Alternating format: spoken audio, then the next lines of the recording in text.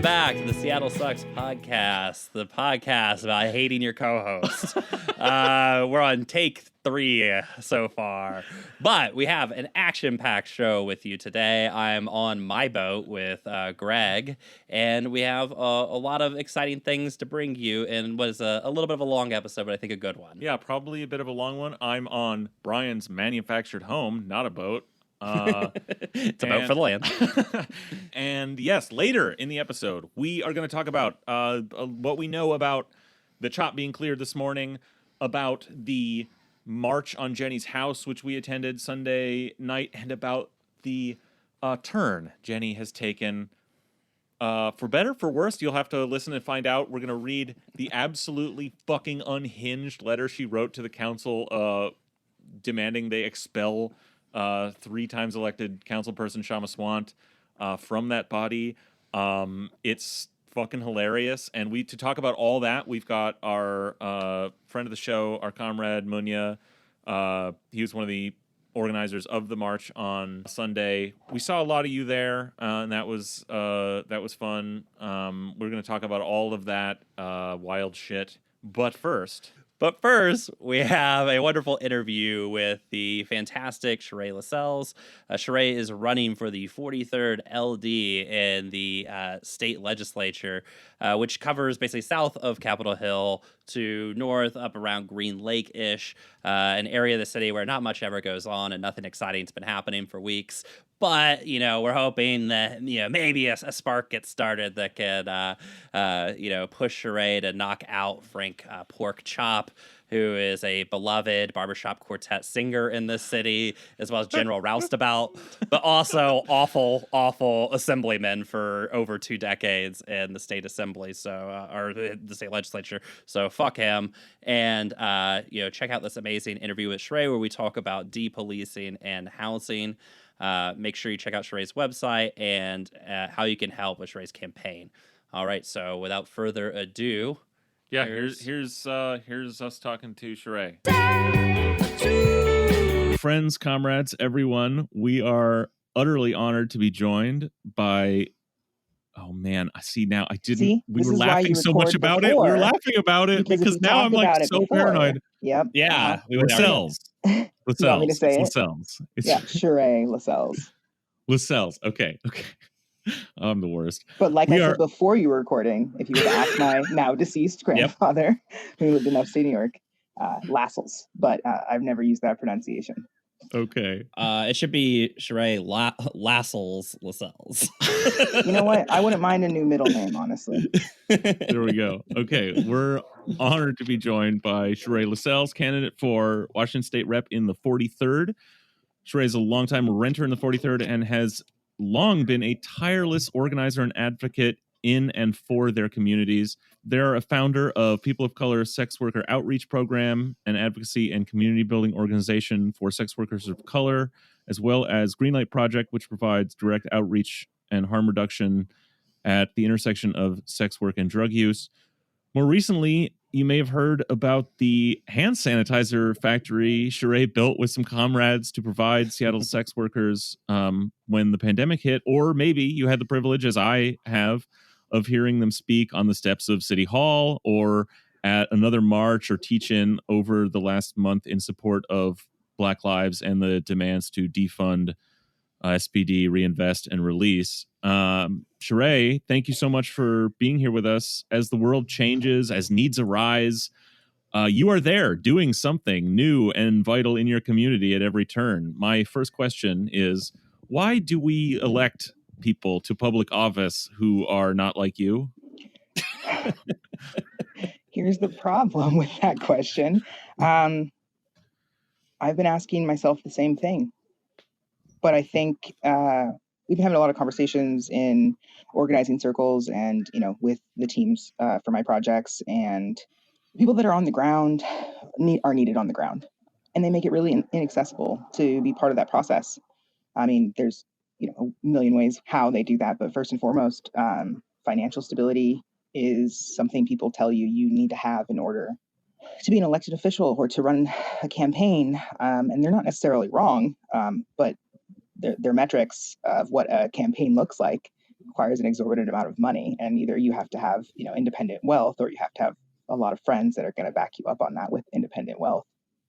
Yeah, the Rolodex test. Yeah, and it interestingly enough, I too have a Rolodex accidentally, just from my community work, but there's no way I would invoke that at a time like this, when I could be leveraging that, you know, to change the material needs, like material conditions of my community. Yeah.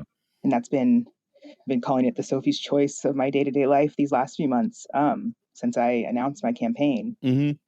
That's when, you know, the pandemic became like public knowledge and the shutdown started, and it was every single day, do I do this thing that would be traditionally done on a campaign, or do I do this thing that will immediately affect someone's life right now, today?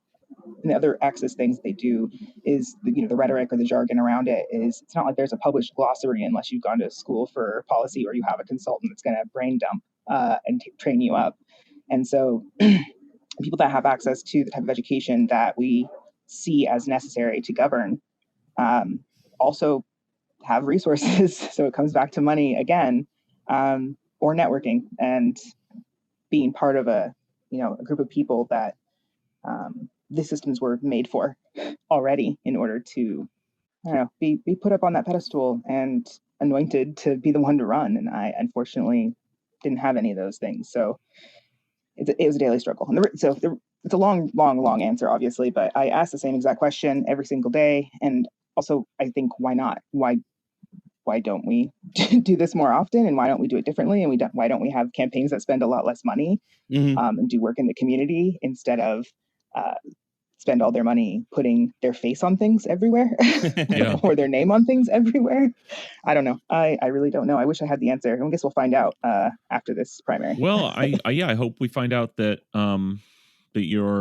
when you are elected, I hope we find out that your campaign is a model for making this choice, navigating these choices. And when you're going up against a class of wealthy, connected people, you have to form a class of your own. And I think I hope to be, if we ever get to knock on doors, I hope to be out there in the 43rd knocking for you, or volunteering in some other way. And I think that I think we'll find that that's what it takes. It takes people instead of money. Hopefully.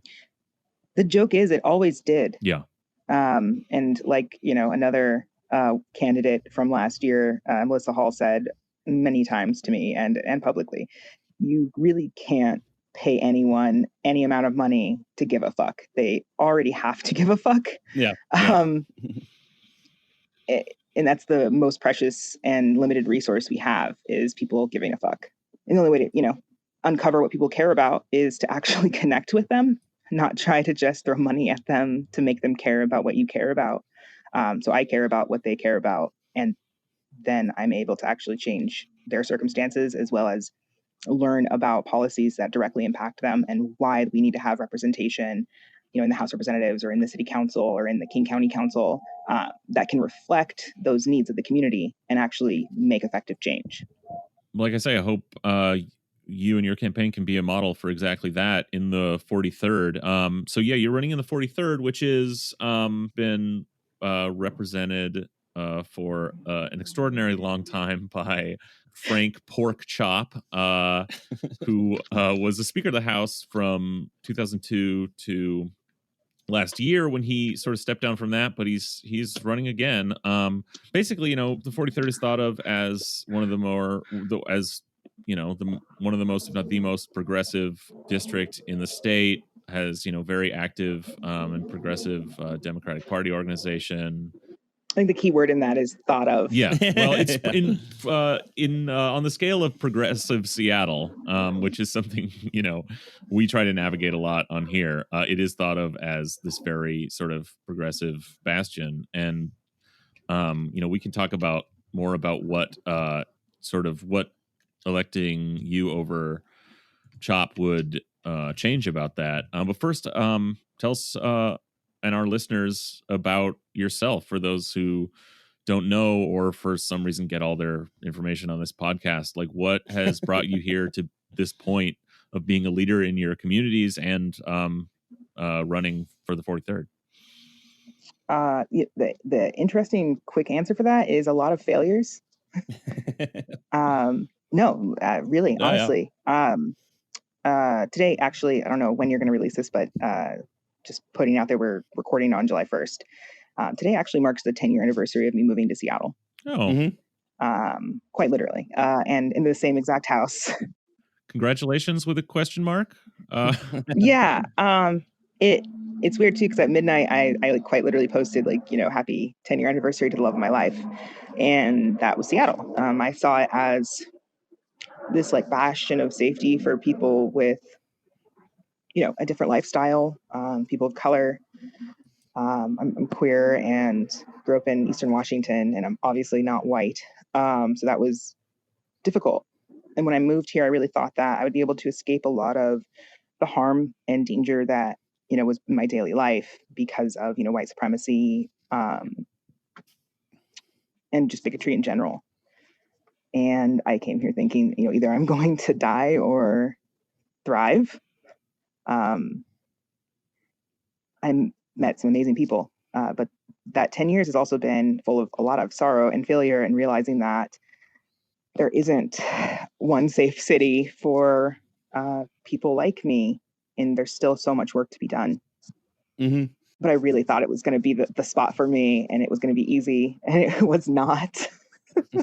Yeah, I think that's sort of a common experience, right? That there is no bastion away from struggle, right? There's no safe place, right?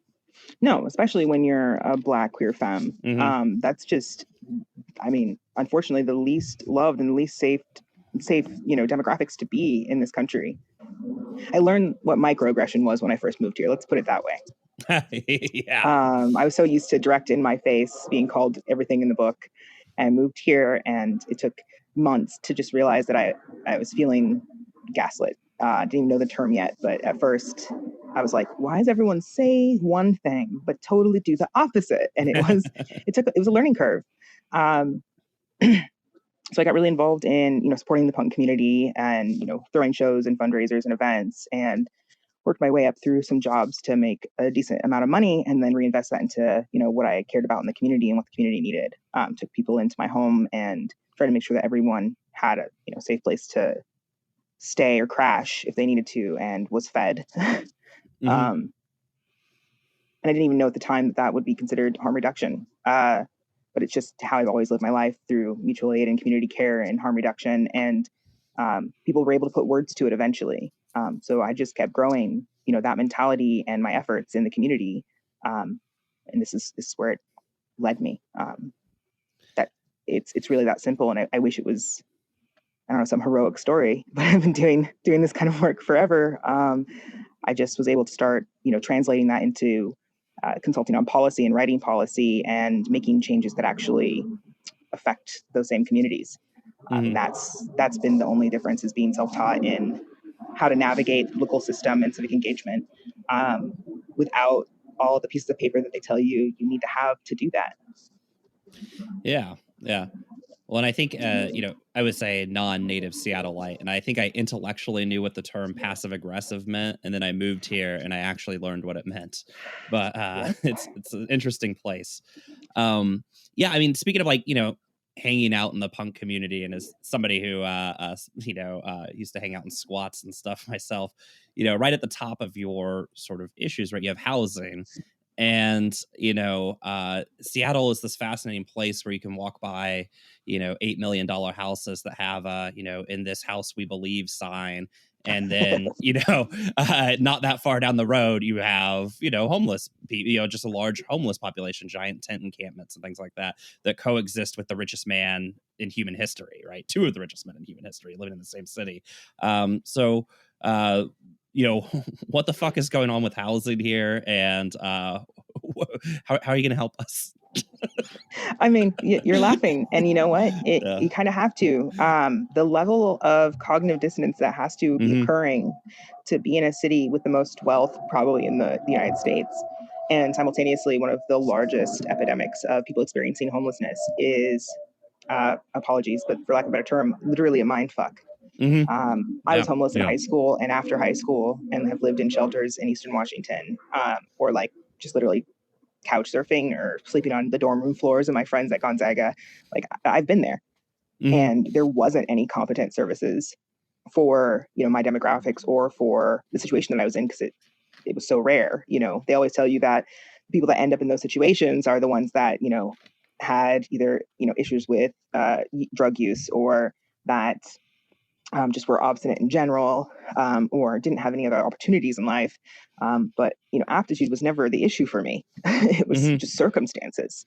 Yeah. And that's so true of so many people here. And now that I do direct services to, sex workers, drug users, and people experiencing homelessness on a daily basis, it's just becoming more glaringly obvious that it's just a lack of education and a lack of people being able to translate their, intentional, thoughts about compassion and what it means into action. So it's really just not a matter of people not wanting to do something. It's just like, we don't give them the tools to change the circumstances of their neighbors that are outside. Mhm. And we talk about it all the time. We invoke the name of the people that are experiencing homelessness or these circumstances that are probably all caused by institutional failures and institutional racism and white supremacy. And then we just put a sign up and say, yeah, we care, but you can't come in. Yeah. Mm-hmm. And I did the opposite. Mhm. And we'll continue to do the opposite. Like, this is not part of the campaign. This is just who I am on a daily basis. It's not always pretty. It's not always comfortable. It Mhm. just is, because I was there before I moved here. And I don't want to go back, but I also want to make sure that fewer people end up in that situation, and as many people as we can help get out of those situations. We do, and we try, and we don't just talk about it. It's funny that you say that you knew intellectually what passive aggressive meant before you moved here, but we see it at this level that is I've never seen before. Mhm. I also used to say all the time, like, I'm trying to fit in, but I'm really too direct. And I've been looking for a class on how to become passive aggressive, but FAFSA doesn't cover it. So I'm not going to be able to do that. Yeah. Well, if you haven't learned it in 10 years in Seattle, I'm sorry. It's just not going to happen. Yeah, it's not in me. Like, at all. Which people now just decide it's equated to being rude. Like, I'm now, have access to these circles of people that placate professionally. Yeah. And it's still confusing to them that I don't essentially, quote unquote, play by those rules. It's just not part of my makeup to see something and not say something. Yeah, and I mean, particularly when it comes to these sort of underserved communities, it'd be nice to have somebody that actually just said what they fucking meant for a change. Part of the reason why you can have the sort of opulent wealth in Seattle right next to tent cities and things like that is, the mealy-mouthed horse shit that our politicians feed us every day, right? That doesn't mean anything, just piles of gobbledygook, right? That don't mean anything. Be nice to have somebody that actually said the things they meant for a change. Yeah, absolutely. Can you tell us maybe a little more specifically about some of the work you've done? Like, for example, telling our listeners about POC Swap and Greenlight Project? That's a hard one. Some of the most important work that we do is not something that's for public consumption, because the safety of participants in our programming is our first mission statement, is protecting that. So in general, we provide advocacy and education and policy assistance for on laws that will affect the Black and brown sex worker community. And that's the easiest way to put it. Then when it comes to Greenlight Project, we're a harm reduction and community care org. It's essentially a community health care worker model. So anything that is necessary to improve the material circumstances of a participant, to try to ensure a safer environment for them or a safer existence for them, is what we do. Which sounds so vague and like I'm avoiding the question, but the joke is not everyone needs the exact same things for harm reduction and for safety. Yeah. And it's all bespoke. Yeah. And that's what makes it so hard to not only translate, but also so hard to educate the population on, that doesn't experience the same things. Yeah, and that's a kind of, or a level of assistance or harm reduction that larger institutions and certainly the state and city, are not willing or able to provide. Correct. And, unfortunately, a lot of the safety concerns that we, see on a daily basis revolve 100% around their proximity to law enforcement. And law enforcement's presence does not, give them any higher level of safety. It, in fact, causes less safety. So it is a case-by-case basis, but this is a lot of where my passion for the, defund SPD campaign with reinvestment into community comes from, and why POCSWAP has been a part of Decriminalize Seattle since its inception in October of last year for the 2020, city council budget process, is that the "we keep us safe" is very true. It's not hypothetical. It's not a, oh, if you do this, then we will be able to do this. It's, we already do this. That's how we've survived. This money that's going into more cops is not what's going to make things better. Putting that same exact money goes a lot farther in the community when we have the ear of the people that it affects, and know exactly what they need, because they tell us. They're not going to tell the cops or any elected official that they don't have a personal connection with what really would change their safety. Yeah. Well, I think it's that maybe transitioning to talking about Sesta Fosta a little bit, because it ties into all this, right? You're calling for an end to Sesta Fosta. First off, what is Sesta Fosta and why is it bad? Because I had a lot of movie actors and stuff on TV tell me it was good. So the laws there were originally two laws, and they decided to mash them together, kind of log roll them together. And their titles are pretty misleading, and also probably why most of the representatives from our states have, agreed to them, and why it got passed in the first place. But essentially, they were built under the guise of being able to stop trafficking. But it also allows for the conflation of trafficking with all sex work, even consensual sex work. And there's so many things in those laws, but namely being able to hold websites or businesses accountable for anything illegal that happens on their website or through their website or because of something on their website around sex work or sex trafficking. And by doing that, you're quite literally violating the First Amendment of being able to have free speech on community platforms on the internet. But it also changes the charges for different types of assistance to sex workers in general, and conflates all individuals in the nexus of someone doing sex work with someone who is promoting prostitution or trafficking, which is a Class C felony now. And that makes it really, really dangerous for people that are doing consensual sex work, because they pretty much would have to work 100% alone without ever communicating with anyone where they are or what they're doing, and puts themselves in a situation where something could go a lot worse for them without having that community support or a lifeline or a secure ride somewhere. So it over polices free speech to the point of us being in more dangerous situations, because they're over policing our autonomy and agency and how we use our bodies. Yeah. And what you'd said earlier, that part of why your work, it has to be bespoke, right, is that people are in different positions, right? People are in sex work for a lot of different reasons, and the danger of Sesta Fosta, right, it collapses all of that into the sort of boogeyman of trafficking and demands a law enforcement solution, right? Therefore putting all these people who are already vulnerable in the embrace of the police, right? And we've seen what happens with that, right? Yeah, well, we've seen. I mean, we know that the most dangerous thing for anybody, certainly any vulnerable community, is to have contact with the police. So last week here in Seattle, the council unanimously passed a repeal of the misdemeanor drug and prostitution loitering laws. Just absolutely despicable laws that are all over the country.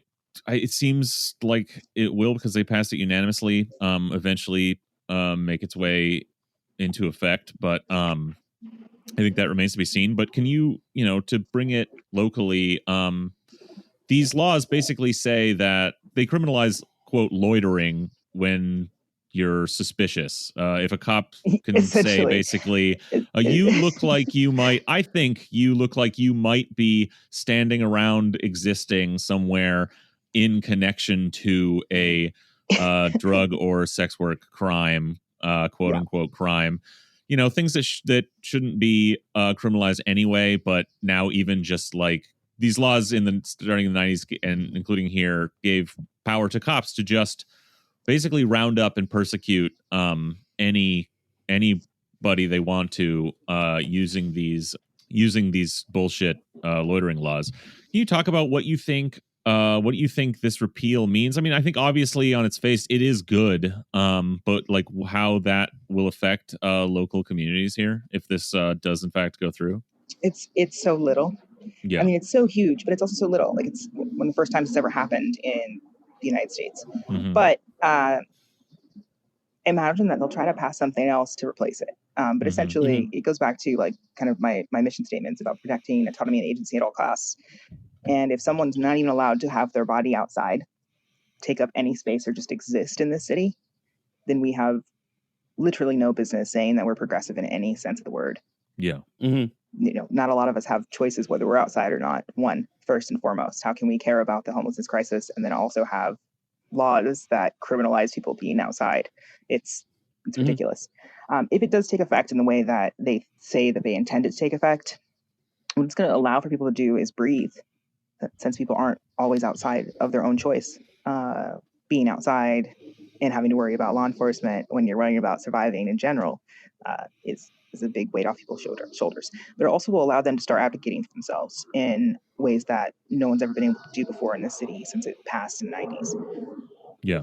So it goes right back to how law enforcement doesn't know what communities need and doesn't know how to keep them safe, but they know themselves how to keep themselves safe. So being able to advocate for themselves and actually have those conversations with trusted community partners on the next steps to escalate us working with them to create better lasting changes in their lives, they'll be free to talk a little bit more about what they've been experiencing and what they need and how to achieve it, and talk a little bit more about maybe the next steps of getting people's records removed for having this on them previously. And that's a huge burden lifted off someone if they wanted to seek housing, or if they wanted to seek other types of employment, or if they wanted to start advocating for themselves or doing work in their community also in the same way we do. So it could mean a lot of things, but at the same time, it's such small potatoes that I want to challenge the city to do quite a bit more as soon as possible. Yeah, absolutely. Yeah, I mean, that sounds like a really good avenue for advocacy, striking these charges off people's records. It does seem like a good symbolic gesture, but yeah, I think what we've talked about is a worry that it's really just taking it's one really despicable, really naked tool that the cops have to hassle anybody, but it's really just one tool. And the truth is everything is illegal in America so that police have a tool to use against you when they want to fuck with you. And this was these were big tools that they had that were very broad, but not only do they have other tools that they can use to fuck with people if they still want to do that, but also what these laws did over the last 3 decades is contributed to turning the police into what they are today. Not that they've always been what they are, but the specific the specific attitudes they have, the specific understanding they have of their job, which is to go out and fuck with and oppress marginalized communities. These laws told them for the last 30 years, no, this is literally exactly what your job is. Go and ruin the lives of sex workers and poor people in Black and brown communities. So it's not that repealing this in this one city is going to change the cops' understanding of what they're out there on the street to do, right? Unfortunately. Yeah. And that's the worry, is that it's such a, for lack of a better term, performative gesture from city council. It's not that I don't appreciate it. I mean, I fought my ass off for this for a while. They already know the other ways to, get the community to be more safe. And you have to remove cops from it. Like, just Yeah. plain and simple. You can't just change the ordinances because they're already programmed and indoctrinated into thinking that they can just approach anyone at any time and be just in their force and harassment and violence. Yeah. This is not enough. Yeah, and we've created a police state where it's down to the individual officer in that moment to make a million like subjective judgments about what their job is and what they need to do in any given moment. And, you know, they're not going to stop doing that. Which brings us to this current moment of national uprisings against police murders of black and brown people, and the police state in general. You are, to tie this sort of to your campaign for a moment, you're running against Frank Chop, who mutual friends of ours, Cassidy and Melissa, who say hello, researched every Washington politician and found out who's been getting the money from the cop unions and cop lobbies. And wouldn't you know, in Seattle's, in the most progressive district in the state, the longtime Speaker of the House, Frank Chop, is second only to Jay Inslee in Washington state politicians in donations. And that's just over Pork chop. No. that's yeah. So Pork Chop, as we like to call him around here because of this, has over the last 10 years raked in $14,000 in campaign contributions. Of course, he's been there a lot longer than that. But just in that period, he is the top recipient of cop union and other cop money, and just in this for this election is also the case. Now, he was called out on that. Cassidy called him out on Twitter, and he responded that he gave $1,500 to organizations in the black community and promised $500 a month ongoing to repay that money back. So in 2 years, he will have given back all of the cop money. Of course, this election will be over by that point. So, you know, for other background, Frank Chop, as Speaker of the House, is basically known for being the, you know, very progressive Democratic Speaker of the House, who's most famous for compromising with the Republican-controlled Senate on budget bills. You know, yeah, that's who you're up against, and in this moment, that seems really important because obviously, I've seen you out in the streets speaking on the steps of City Hall, as I said, and elsewhere. Tell us about how you see this moment, what this fight is about for you, and where it's taken you and where you're going with it. Well, I know this is a podcast, but for those that don't know, I'm definitely not white, definitely black. And you know, I've been here, like I said, for 10 years as of today, and he's been my representative that entire 10 years. He's also been in office since I was 8 years old. Yeah. And the fact that our law enforcement budgets have essentially doubled since then.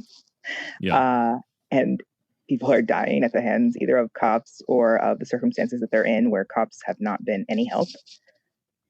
Mm-hmm. Yeah. Kind of makes me wonder what took him so long.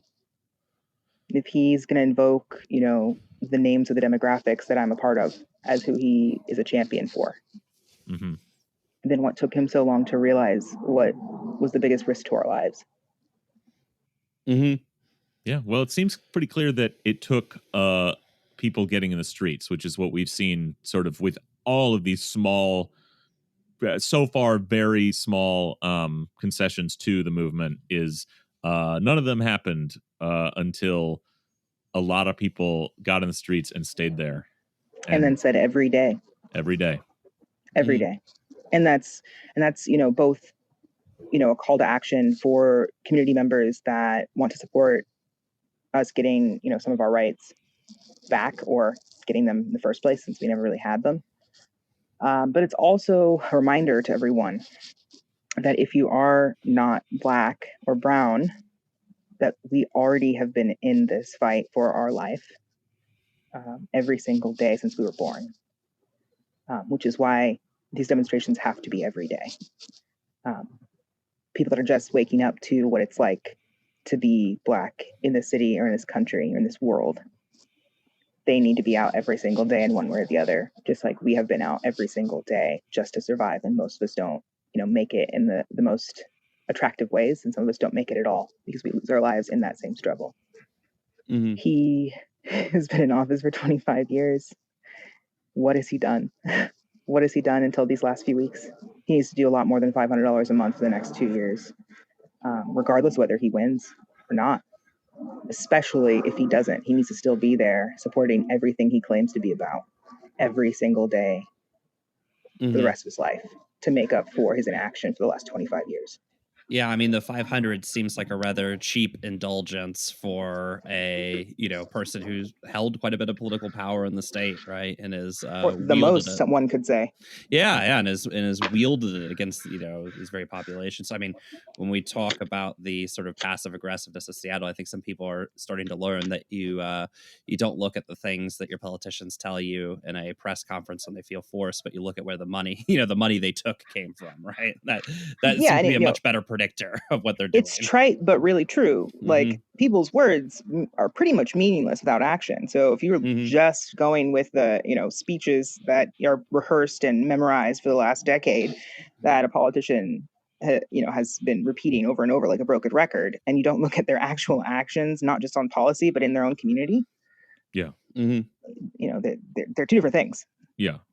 So, Sherae, when Spog came to you and they said, "Gosh, Sherae, we're so looking forward to your campaign. We want to give X amount to support you in this race against Frank Chop." I take it you told them no, right? Super funny. So does anyone remember the Spog event that was very controversial during the city council races last year? Oh, do we ever? Yeah. Okay, so it was scheduled at the exact same time as a North Aurora Community Council safety meeting.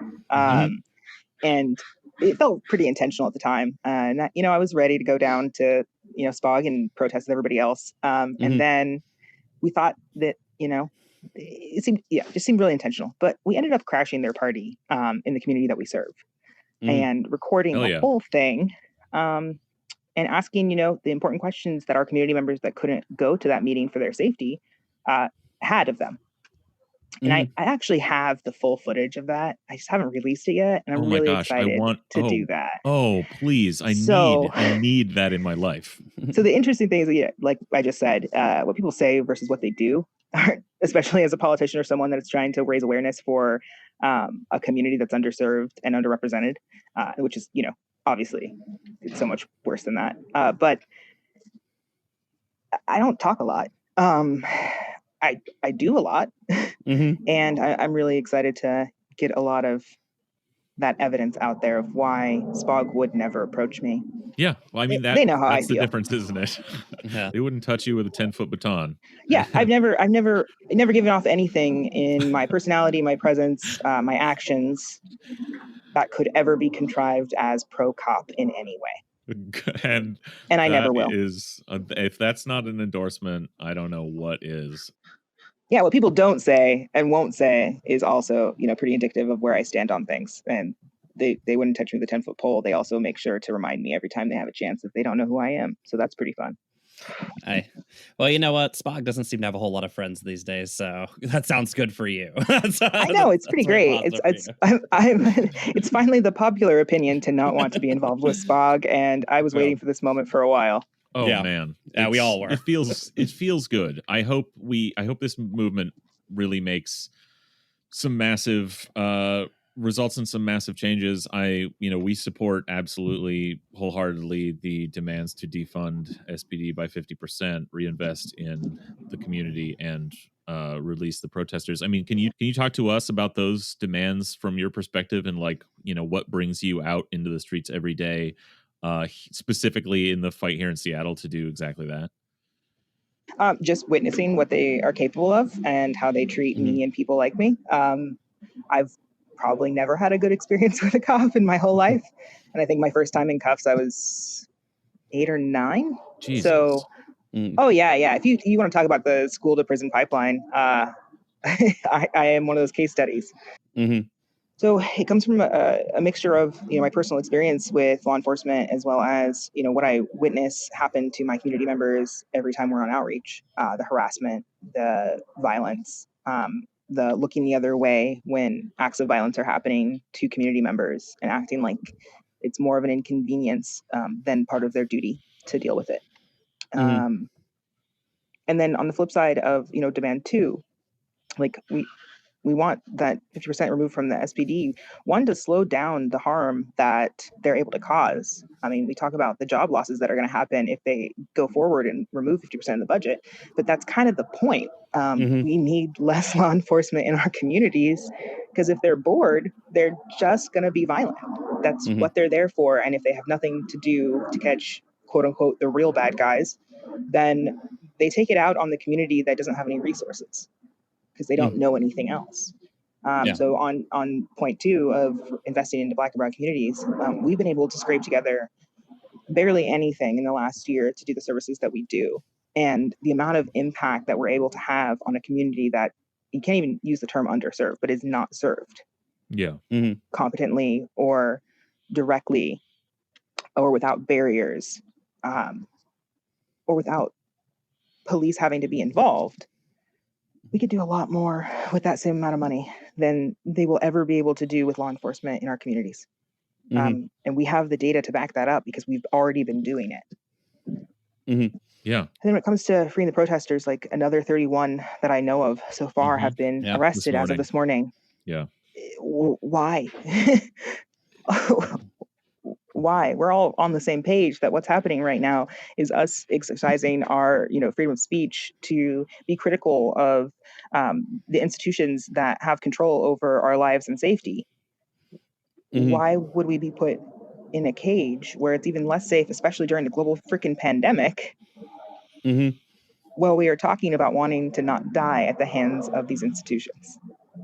How, in anyone's right mind, does that make any sense?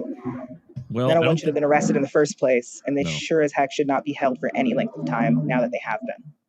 Yeah. Well, I don't think any cops are in their right mind, but I think they understand they have a political role, and right now that's mostly protecting their own institution, and we're basically in a war with them. So they're demonstrating their power by retaliating against protesters, and we have to demonstrate our power by being in the streets every day. And ironically, they're proving our point. Yeah. Well, like I said, they're kind of fucking stupid. So these are literally the dullest tools in the shed. There is no one dumber in America than a cop. So that is at least a hopeful sort of premise to keep in mind as we engage in this sort of war for Black lives and the safety of our communities from this vicious police state. Your stance on these things, your the fact that the cops would never dream of supporting your campaign, these are all things that qualify you in my mind to represent the 43rd in Olympia. But maybe as one of our last questions here, maybe you can tell us a bit about like what you actually see your role being there. How do you hope to fit into that very sort of one-sided framework down there, and how do you think you can be effective down there in terms of like how you pursue policy, or what legislative priorities you think you'll have? The same way I fit into anything, which unfortunately, flip side of that coin is standing out. Everything that I've been able to accomplish, especially in these last couple of years, has been because I asked, why do we do things the way we're doing them if they don't serve us all? Yeah. And the answer I keep getting, and it's the answer that breaks my brain every time, is because that's how we've always done it. That's never and has never been a good enough answer for me. And it's not a good enough answer to the constituents that we represent when we hold elective office. Like we just can't keep using that. We can't keep using the process, the bureaucracy as an excuse to not help the people who are impacted by policies that don't work. And I don't think I will be alone in feeling that way when I get there, regardless of if my politics are different than everyone else on that floor. Yeah. They probably have the same feelings, and they probably got into their jobs or their line of work originally before they became electeds because they also wanted to know, why are these things not working for my community? Figuring out how to navigate those systems, it's so depressing. It's so depressing because it's not accessible to everyone. And I've been lucky enough to be able to beat it into my own brain and as many other brains as I can in proximity get to, so that we could navigate it for ourselves, because we've been left out of these conversations for so long. And I think that by having that conversation of, this is super inaccessible, this is super difficult, this is exhausting work, why hasn't anyone changed it so that we can make it more accessible and make it work for everyone that it's supposed to be serving, is a conversation I can have probably with anyone from any political office. They have to be feeling these same frustrations. Otherwise, they wouldn't have gone there in the first place. Whether they've made concessions in their mission statement personally to get there or not, we all started from the same place. Yeah. Well, allowing for the possibility that some of them truly are just craven hacks, I think you've got a model there, because I think we've seen this in a number of legislatures, including nationally, where one or a small number of genuine radicals who are willing to say what other people aren't willing to say has a legislative impact, has an impact on the tone of the bodies and the way work gets done, and forces people who have gone along and done things as we've always done them, forces them to take positions on things they maybe have avoided taking positions on, makes them actually, makes them stand out a bit. And I'll say, not to tone police, but the term forces is, uncomfortable for me. I don't like that. I would say empower, because where my platform even came from is having to navigate their circumstances for myself and my community, because no one ever gave us the tools to do it for ourselves. So I had to go find the tools and pass them along. And you could say the radicals that you're referring to, namely, I imagine AOC, she sticks out. She says the things people don't say, and it empowers people across party lines to say stuff that they didn't think they had the ability to say safely. It's not forcing, it's empowering. If someone puts themselves out there like that, you can't not respect that courage and then have it affect you. And I really hope that I'm able to do that for someone, regardless of whether it's going to be in the House of Representatives for Washington State. I seek to try to do that every single day, as much as I possibly can. I will say the things, not necessarily intentionally, that need to be said. And then people will speak up and say, yeah, I had that same experience. Yeah, I feel that same way. Yeah, I'm struggling with that exact same thing.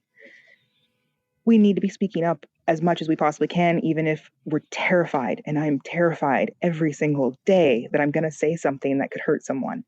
But I'm terrified even more every single day that I don't say something and I could have prevented harm. And that's what every elected official should be feeling if they're going to represent so many people. Yeah, well, that is a empowerment as a legislative model. I think is a beautiful thing, and I hope to see it happen in Olympia next year. Sherae, can you tell us about how people can get involved with your campaign right now? This part, I keep forgetting that I'm not just having a normal conversation on my porch with people that I normally have conversations with on my porch.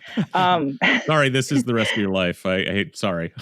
No, it's great. I'm really happy that I forgot that I was being recorded, because this is the part where I get really shy because it's terrifying. Like I just said, SheraeForState.com. There's ways to donate, ways to sign up to volunteer, ways to tap into my platform, ways to make suggestions on what you think is missing, or if you like clarification on things. But because we don't have the type of campaign model of my opponents or of anyone in the history of ever, it's hard to say. And I really stick to the agency and autonomy model of everything. Check your spoons, check your bandwidth. We're all going through this global pandemic, which is causing this collective trauma, and I don't expect people to be able to function in a way that they would normally, because this is not normal. But in any way that you have a skill or a resource that you feel you could share with our campaign and the team that has been working tirelessly to keep me alive while I do so many things for the community, and this is one of those things for the community. I'm really into DIY or die, that punk background definitely, it comes in handy when you don't have resources. You just have to figure it out. So if there are people out there with, art backgrounds or, musical backgrounds or, whizzes on social media for whatever reason, we need all of those things. And we really don't have the resources to do all the things. So any help helps. And I would be remiss and probably get yelled at by a lot of people if I didn't say, if you even have $5, please donate. We're in the last 5 weeks. And yeah, this is kind of the make or break. It's top 2 primary. Mm-hmm. We were in a similar situation in 2017 for the mayoral race. And everyone, really spoke the right game and said the right things and said they care about X, Y, and Z, but didn't act. And now those same people are saying, we wish we would have, because we might not be in the situation right now if Nikita was our mayor. Yeah. And as, the second candidate for People's Party, I'm endorsed by them. Awesome. I'm not nowhere near as good as Nikita in any way, but I will say we are in a very unique position right now. If we can get the support for this campaign to get it through the primary, to not recreate 2017 and not recreate the 25 years of CHOP where nothing really happens other than, sparse wins over a long period of time. We can put someone that's experienced the failures of the institutions in this district into that office so that we try not to recreate any of those harms. Mm-hmm. Oh. Yeah, absolutely. So everyone, it's a really exciting campaign, and everyone should get involved. We'll, of course, link to the website. Like Sherae said, 5 weeks out, which means ballots should be coming in the next couple weeks here. Yeah, so if you're not registered yet, register now. Ballots should be dropping around the 19th, 20th, and then primary is on August 4th. And it's top 2 primary. There's 3 candidates, which means I would have to be at least in second place to make it through so that we can go to the general. Okay, well, we are in your court here, Sherae. We are really hoping this movement can get you across the line and eventually get you to Olympia. Thank you so much for coming on the show. Thank you. I know you're busy. It means a lot to us that you came on to our stupid podcast to talk about this stuff, because you're a really inspiring person, and so it's it means a lot for us just to get to talk to you. I thank you for having me. It still baffles me every day when people want to talk to me. So thank you so much for having me and seeking me out and being flexible, because I never know what my days are going to be like when you're, having to respond to emergent needs in the community. So it's hard to schedule anything right now because it's the world changes by the minute. So yeah, thanks again. Yeah, everybody, that was Sherae Lascelles. Or Lascelles. Sorry, aka Lascelles. Sherae Lascelles. Sherae Lascelles. Okay, thank you again. Welcome back to Seattle Sucks Podcast. All right. Thanks for Sherae Lascelles for that amazing interview. And, you will have the contact information for her and stuff in the show notes where you can go visit her campaign website. Please go do that.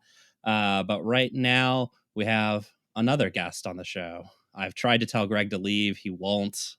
So we brought somebody else in. We have our good friend Munya on the show. How are you doing today, Munya? Hey, I'm doing pretty good. How are you guys? Good. We're doing good here. I had a wonderful thing happen to me when I woke up this morning, and by this morning I mean 11 a.m. In that I had a text from my dad in San Antonio who was saying, he said MSNBC says, which is how I know to just immediately begin ignoring any text from my dad. And here we go. Yeah, MSNBC says that all of Seattle is closed, and I was like, "What?"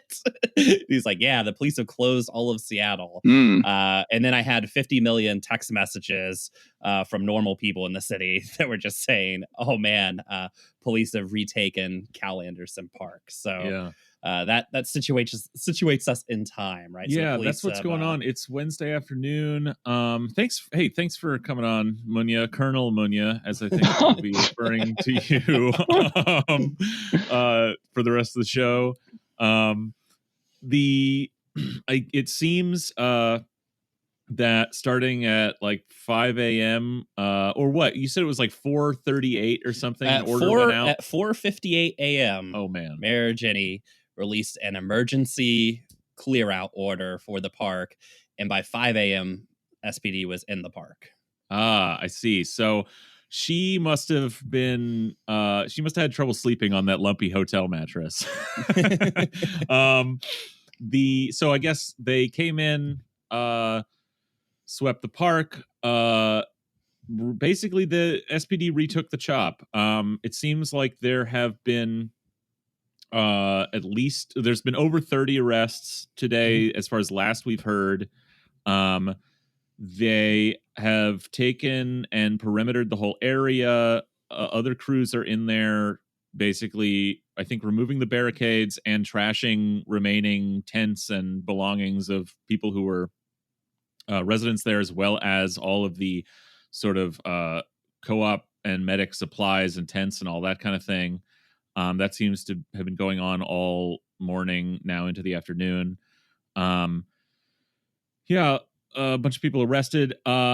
Getting reports. So I just saw from SPD's Twitter, basically all morning journalists have been saying they were forced out along with everybody else, not being allowed in. It seems like basically no one's being allowed through their perimeter without, hilariously enough, without a local like ID, like an address in those blocks, which means actually even like business owners have been turned away. SPD is they just now tweeted out like the thing with not letting journalists into the area is just sort of a mistake that got happened in a chaotic fast moving situation, but no we're our public relations people are connecting people up and getting them into the area. Of course, now that the actual roundup, clear out, and arrests are over, seems like there is video of them using mace. And we've heard reports that early on they did use flashbangs early in the morning. I don't have a ton of confirmation on that. Munya, I mean, I don't know what else you've heard. Yeah, I think you pretty much summed it up. I mean, there's a lot going on and we're kind of piecing it bits by bits right now. All that I know is I just woke up to what felt like someone like called in like a Call of Duty chopper gunner, and I just like heard just like going like right as I woke up, and I'm like, oh, okay, something's happening. A lot of sirens, and just open up Twitter and you can see exactly what's going on in real time, just like a line of police, just like we kind of saw at the beginning of the month of last month, I guess now. So it was familiar, and it wasn't really to me. It really wasn't too surprising that this happened. I think the chop, in my personal opinion, I think the chop it was kind of on a crash course and a decline when the city allowed, quote unquote, a hybrid system where you can allow cars into the chop. That is just a hostile move inherently, and ultimately compromises the entire idea of what the chop was supposed to be, right? So we even experienced, unfortunately, it cost lives. There was drive-by shootings that happened because of it. It made it inherently less safe just because cars could go through, but also, you can't just camp out there anymore. So in my opinion, that move was really the nail in the coffin, and it was just a matter of time before this happened. But I mean, I think circumstantially, it is interesting the timing on how this all happened too. Yeah, it is very interesting. SPD has wanted to retake their castle at the East Precinct for 2.5 weeks or whatever it is. It seems that they're now doing that. I'm sure they're going through with like a bomb squad looking for booby traps as we speak. Yeah, so that's fun. So they're back. They came back with violence. And the question is, gosh, why now? And I think, Lisa Herbold had that editorial in the or that op-ed in The Stranger yesterday, I think, about sort of the failures of the city in relation to, like you were saying, various things that have made the chop, a potentially dangerous place for protesters, and we've seen the various shootings. But it's also safe to say that Jenny is starting to feel this movement in her own personal life. Wouldn't you say, Munya? Yeah. I think it's a bit of a surprise for her to, I guess, get tipped off, or I like to think of her just kind of fleeing away to a Motel 6 or something, and claiming she's somehow meeting with the Black community at like 6 p.m. or 7 p.m. at night on a Sunday in City Hall for some reason. Just normal things that normal people do on a normal work schedule. And I guess coincidentally, while she was just not home, a lot of people came to her street and her neighborhood and made some noise. And it seems like that action struck a nerve. And I'm not sure why. I mean, plenty of mayors have experienced that before. Mike McGinn was really known to actually interact with people and change his tune on stuff a lot because of that. And I even remember that. So it's kind of interesting how a public figure is mad that, protests actually went to her historically red line neighborhood. But here we are. Well, Mike McGinn's address wasn't a secret. It wasn't sealed. It wasn't sealed with court documents. It wasn't any of that. It was like well known.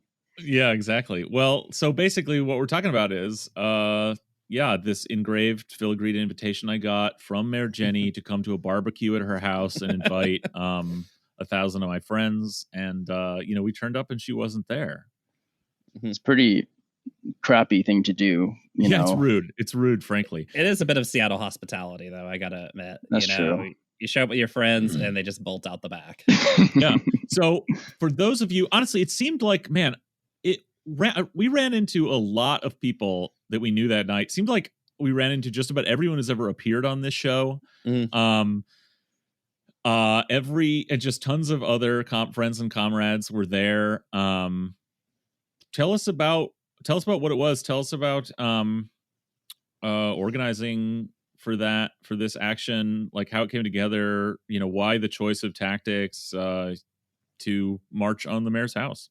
Yeah. Great question. So on Sunday, for those who don't know, we had we being Seattle DSA, put together a March for Accountability. And the March for Accountability was explicitly to continue reiterating our demands and our shared demands with the family of Charlene Lyles and other coalition partners. And I think it was a really, really opportune moment to kind of take it up a notch. And that's what we really felt like. As Seattle DSA, I am a Black man, but Seattle DSA is currently, right now at least, a predominantly white organization. We do have great POC representation, but it is still predominantly white. And so we have been playing strategically, as someone who is on the elected local council, have been playing a support role in elevating and amplifying demands and not trying to co-opt movements either intentionally or unintentionally. That's something that we were really, really sensitive of. And but we also we also thought that it was important to, especially in this current moment where the mayor really wasn't meeting our demands and in fact put out an insulting budget proposal that cut the Seattle police by 5%. Instead of our demand of 50, which was just a slap in the face to everything our Black and Indigenous organizers have been doing in our community, to the people of the CHOP, to just the people of Seattle in general. And we figured we can really use our organization. We have over 1,000 dues-paying members in Seattle DSA. We have and we know how to organize around kind of these big, as a big org, right? It's not just 13 people or so, which is just a different ballgame to play both good and bad.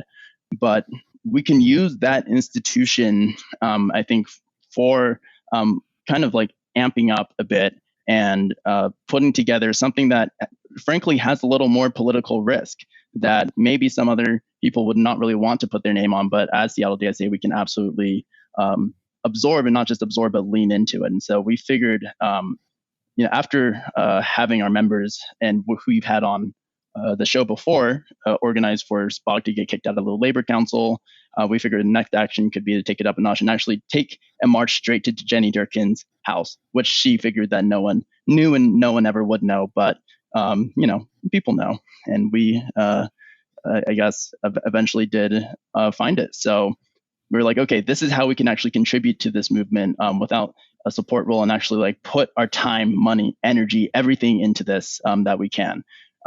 And so we didn't want it to be like a DSA protest necessarily, right? We wanted it to be a coalition of people that DSA can, organize and push together. So, and that was kind of like the vision, I think, us on local council and everyone in our membership were thinking of. But there's a lot of moving parts to this, and there's like a lot of risk both to people and going to the mayor's house, and just going into a neighborhood that frankly I don't think has seen a protest like that come into that hood at all. That was my first time coming into that neighborhood, period, and I've grown up here. So that was the premise and idea behind it.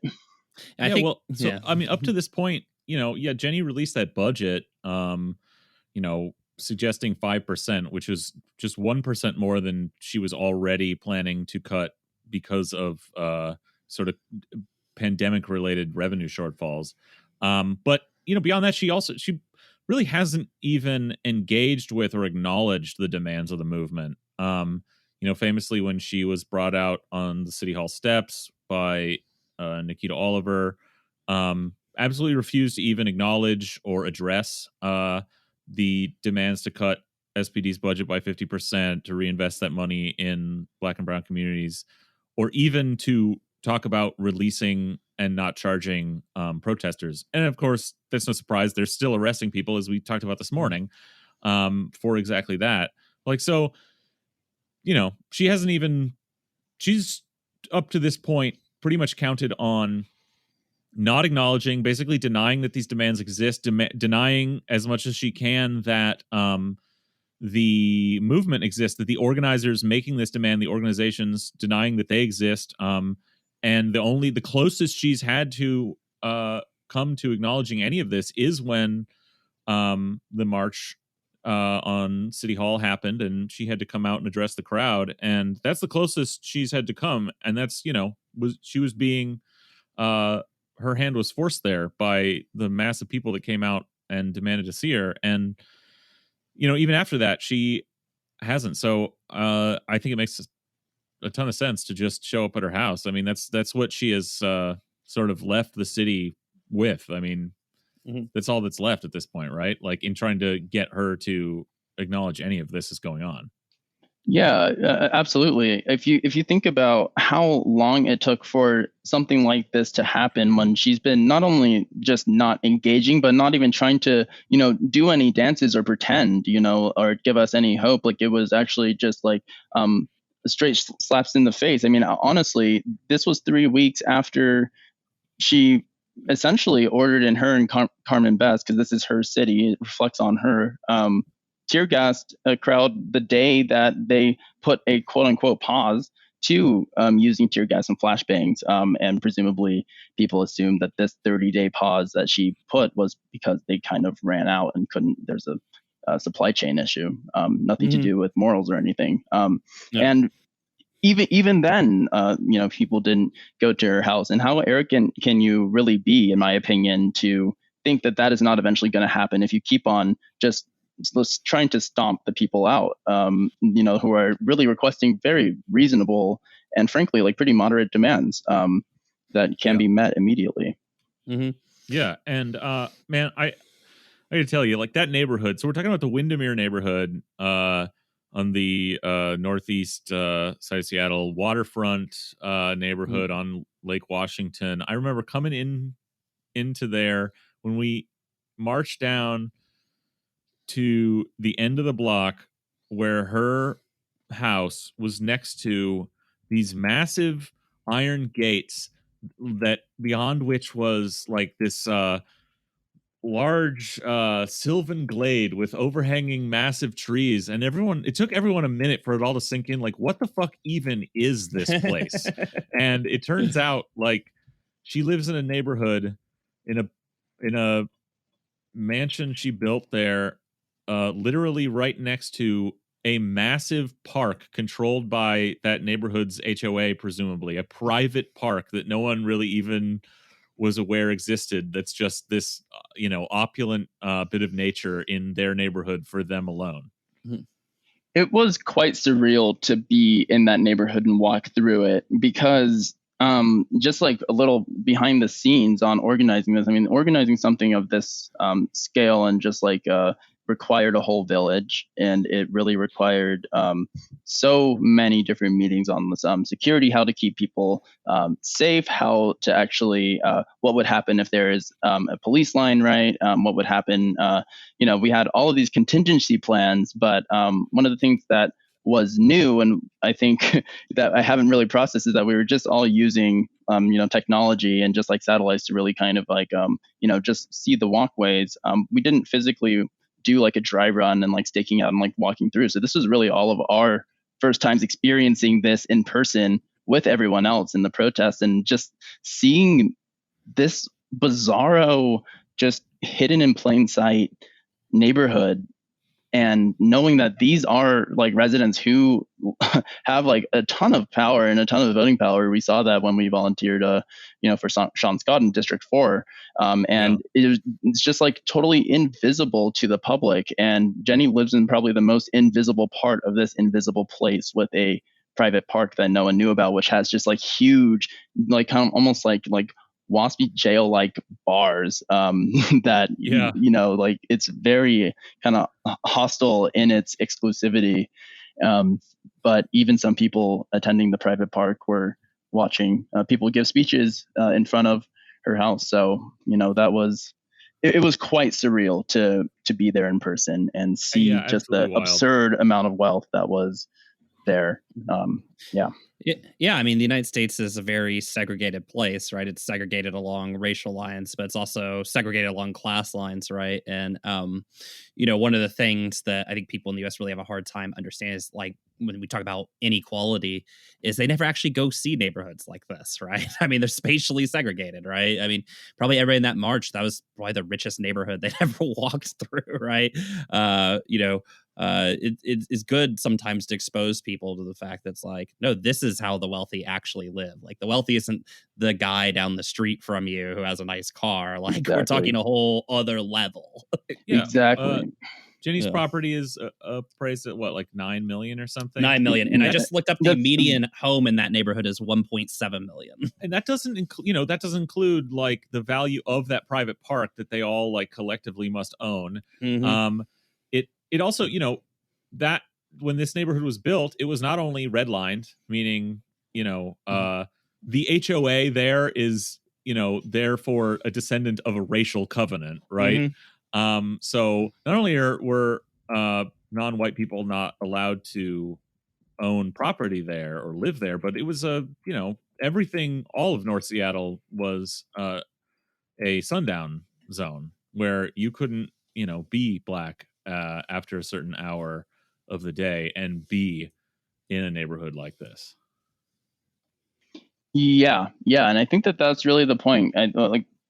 Brian, you really did bring up a good point, and showing, I think it was an educational experience for everyone. I hope that it was an educational experience for the residents of Windermere, to kind of give us, something that's real. We're not just a soundbite on Come 04. This is a real movement. And I think for us too, when we talk about the rich and the wealthy and the powerful, and it's really easy to abstract that really by design for them. It's by design. It's really grotesque to actually see it in front of your face. And I think that misleads people, saying like, oh yeah, it's the guy in the apartment who has a cool Vitamix or something, or which your friend has the PlayStation capital, right? and the Xbox. Exactly, right. There's like a level of wealth above that. Are the bourgeoisie. Like, no, it's a little more. There's a little more to it than that. And I think that it was really eye opening for everyone, including myself involved, who I think for me, I was emceeing this event the whole time, and it was my first time, so I was kind of focused on that. But even I had to really just take a moment and look around, like, wow, we're actually here. Yeah, and by the way, Greg mentioned the racial covenants. We will post a link in the show notes to the racial covenant for the Windermere neighborhood, which has some real interesting things in there. Oh, and I gotta say, going through its listing, you would think it still exists today because let's just say the no persons or persons thing, I didn't see any of those people coming out of the house. So, yeah, but I mean, that, you know, interesting. Like to the Windermere neighborhood's credit, no psychotic old couples came out with assault rifles to point at us. Okay, Greg, I thought so. You know, I was checking you when you're. Then this is my experience, right? Because really, for everyone involved, even though I think, like personally, I think the protest went pretty well. Like this was probably the biggest action I think we as DSA have pulled off. I think at least like within 2 years, and I'm sure maybe ever in our history. And it was a lot of first timers, actually, especially myself, do like organizing a protest like this, especially on this scale. And so, you know, you don't really know how it's received until after. And so I checked Twitter, and the first thing that comes up is just these two people who looked like the people who were in Windermere, like one holding an assault rifle, the other like holding a gun with the finger on the trigger, like totally looking like a A24 film or something, like a still from an A24 film. And I was like, wow, was I just like in the zone and just missed this? Like I thought that this was from our protest. Yeah. Oh my god. No, when I had the exact same reaction when I first saw it on Twitter. I was like, holy shit, was that from the protest? But I think there's actually, again, I mean, this comes back. It was the same kind of thing. Just to be clear, that video is from St. Louis, but it was the same kind of thing. It was a march being led through an extremely wealthy neighborhood to the mayor's house. You know, it's like, so yeah, it's a different flavor, but yeah. Yeah. Well, I think too, it speaks to what we talked about earlier about like Americans' understanding of sort of class and stuff like that, where the gun couple were personal injury attorneys. I think when you walk through Windermere, I mean, you're talking the level above that. Right? Oh yeah. The people who would not, yeah. they would not muss their very clean hands with holding a gun, right? You know, if they wanted to shoot us, they would hire, you know, some private security firm of mercenaries to shoot at us. They would not do it themselves. That would be labor, you know? Yeah. But it was, I mean, it was a fascinating walkthrough. And I think one of the things to stress is the importance of going to the mayor's house. So, you know, in St. Louis, they went to the mayor's house. This is a very common tactic to go to the mayor's house and yell at them. But in the case of Mayor Jenny, she has gone above and beyond to hide everything about her personal life, right? She's hidden her net worth, she's hidden her assets, right? Whereas other public officials have, you know, she keeps a lot of it in Swiss gold, so you can't get at it, even if she's prosecuted in the future. But yeah, whereas a lot of public officials, you know, they fill out the paperwork that says, you know, how much money they make, all that kind of stuff. Jenny refuses to do all that stuff, and the reason is she's one of the wealthiest people in the city, and hiding her house was a big part of that. And some of it, I think, was politically expedient for her, that, you know, saying, hey, I got $200 million and live in a $9 million house is not a good start to your campaign slogan. But the other part of it is that I think the wealthy do live in a slight bit of fear that the pitchforks might come for him one day.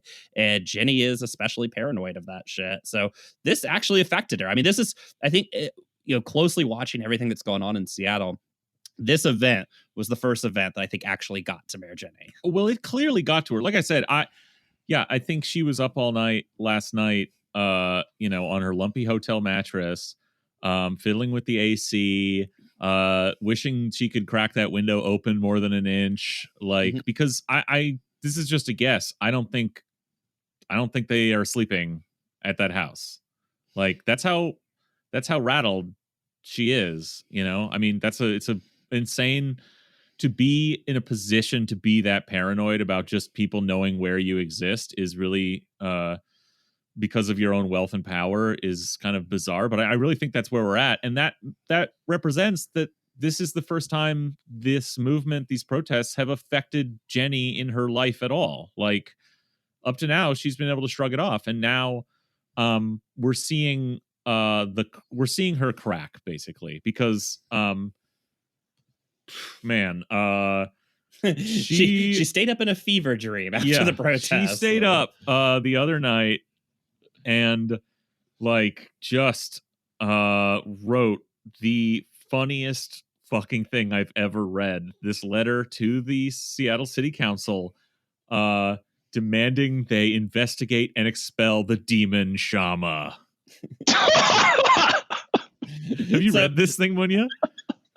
Yeah, I read it. I still haven't really processed it because it was just unhinged and like clearly mad, and it seemed like it was like written by her, like personally. I don't know, like it can't really confirm it, but it just seemed like just like the writing style and just like the way that it was kind of like overtly salty and just not like she got like an attorney to like or a PR person to write it. Well, okay, we were just having a little too much fun with that letter Jenny wrote to the city council. So this episode was just getting too long. If you want to hear Brian and I and Munya read through that absolutely deranged insanity, check it out on the forthcoming Patreon episode. We'll link for where you can find that. Yeah, we'll wrap it up here.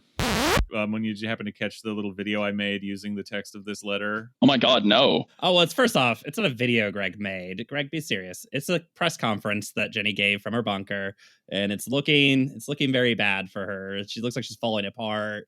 It might be the downfall of the Durkan administration. Yeah, something like that.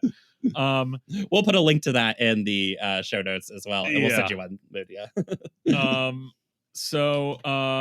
Munya, thanks for coming on and hashing this out with us. Again, thanks and congratulations to you and the other organizers who worked on that march for what was some of the most fun I've had in the last month, marching on Jenny's house. And, really just a long list of really powerful speakers.